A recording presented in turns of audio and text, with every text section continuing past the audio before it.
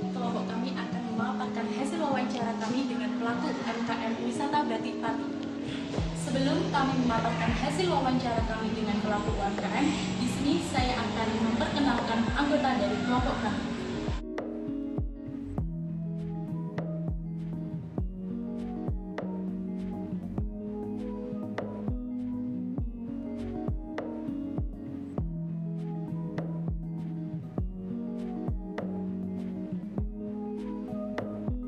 Wisata Batik Pati atau yang sering disebut Wisata Batik Yuliati Warno merupakan perusahaan yang didirikan oleh Ibu Yuliati Warno Eshum pada bulan Januari 2007. Awal mula berdiri, Yuliati Warno Batik hanya menjual kain atau bahan batik tulis saja. Kemudian, pada tahun 2010 mulai berkembang pada baju batik, jas batik, dan kebaya batik. Pada tahun 2013, Yuliati Warno Batik mulai menjadikan tempat produksi dan showroomnya sebagai tempat wisata industri batik atau tempat edukasi batik.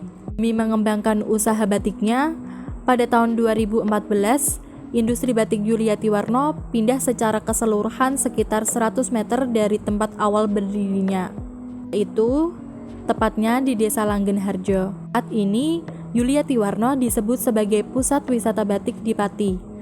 Dalam perjalanan usahanya, Yuliati Warno sering mendapatkan penghargaan, seperti terpilih sebagai 25 wanita inspiratif dan satu-satunya yang menerima penghargaan OVOP atau One Village One Product dalam bidang batik di Kabupaten Pati.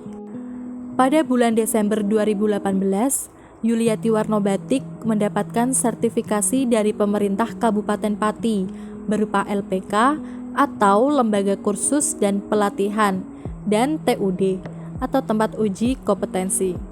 Sertifikasi ini diperoleh karena industri batik tulis Yuliati Warno mengadakan program pelestarian dan edukasi batik pada usahanya. Demi mengembangkan produknya, Yuliati Warno Batik sering mengikuti pameran-pameran di dalam negeri maupun di luar negeri seperti Singapura, Malaysia, Cina, dan Vietnam. Sampai sekarang, perusahaan batik tulis Yuliati Warno dapat bersaing dengan perusahaan batik tulis yang lain, baik dari dalam negeri maupun luar negeri.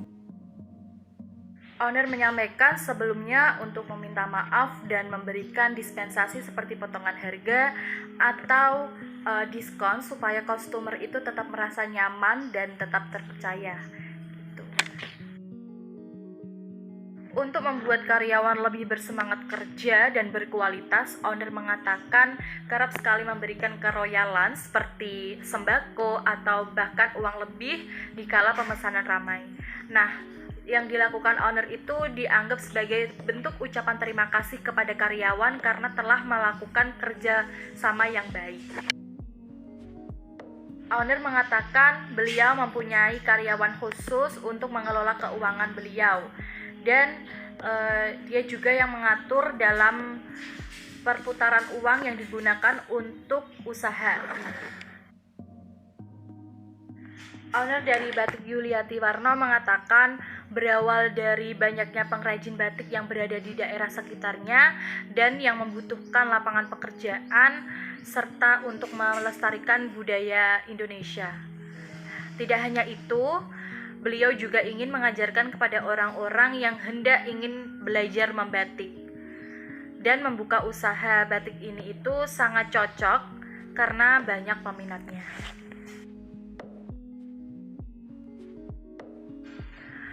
Owner mengatakan dengan cara membuat motif-motif batik yang baru dan unik yang bisa memberikan ciri khas dari batik Yuliati Warno itu sendiri. Selain itu, misal seperti motif pedang keris. Motif pedang keris itu merupakan motif bikinan khas dari batik Yuliati Warno itu. Selain motif yang udah pakem seperti batik parang atau batik tumpal atau batik yang lainnya, di batik Yuliati Warno itu sendiri pun menyediakan atau melayani batik custom. Jadi pelanggan itu bisa membuat desain batik sesuai yang pelanggan inginkan. Owner mengatakan Beliau membuka tempat pelatihan batik di industri kami dan memberikan edukasi mengenai proses pembuatan batik dari awal hingga akhir. Pengunjung biasanya bisa menikmati step by stepnya. Jadi di Yuliati Warna itu selain mereka menjual batik, di situ juga mereka membuat menyediakan tempat untuk orang yang ingin belajar membatik. Mereka membuka edukasi batik seperti itu.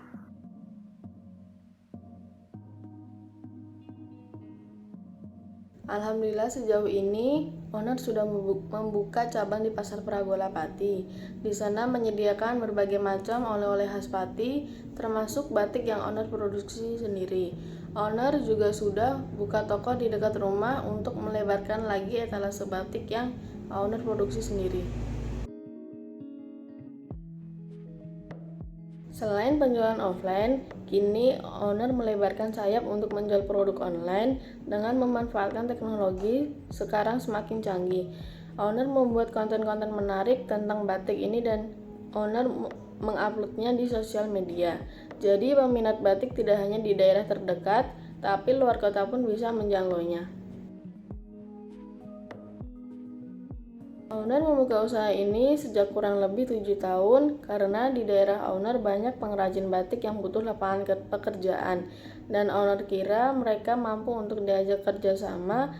Owner membuka usaha ini sekaligus membukakan pintu rezeki bagi mereka dan ingin mengangkat lagi budaya Indonesia.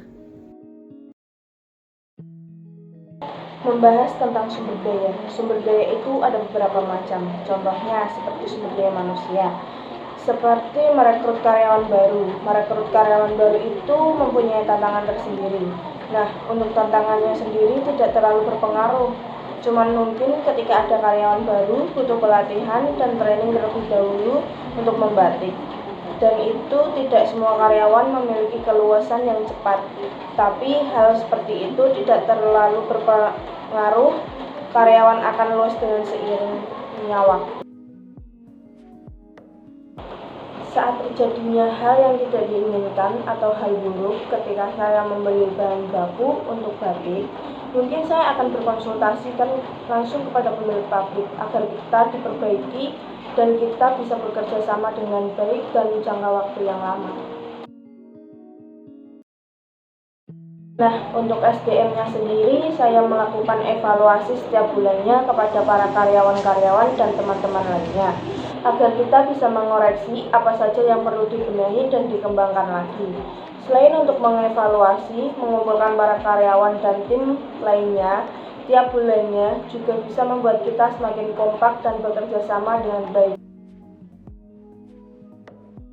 Di dalam menjalankan usaha, pastinya sang owner telah membuat planning untuk bagaimana jalan ke depannya dan telah mempersiapkan beberapa hal dalam mengantisipasi masalah yang timbul, baik masalah besar maupun masalah kecil.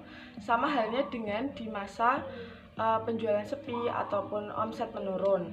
Dalam sebuah usaha itu, hal-hal itu tuh wajar. Selain selalu menyiapkan gebrakan-gebrakan baru, sang owner juga mempersiapkan mental bagaimana untuk selalu bisa optimis dalam membuat usaha ini bangkit kembali. Untuk menghadapi persaingan marketing di zaman sekarang yang semakin banyak pesaingnya, sang owner berusaha untuk membuat produk yang mempunyai ciri khas dari pemilik tersebut atau perusahaan atau usaha tersebut yang mempunyai ciri khas tertentu dan selalu mempertahankan kualitasnya, serta lebih memberikan inovasi-inovasi baru yang lebih menarik lagi. Dalam mempertahankan kualitas dari produk batik tersebut, sang owner mulai dari memakai bahan-bahan yang berkualitas, mendesain batik yang unik, dan memiliki sentuhan khas dari daerah sang pemilik, agar batik yang diproduksi mempunyai ciri khas dan identitas tersendiri.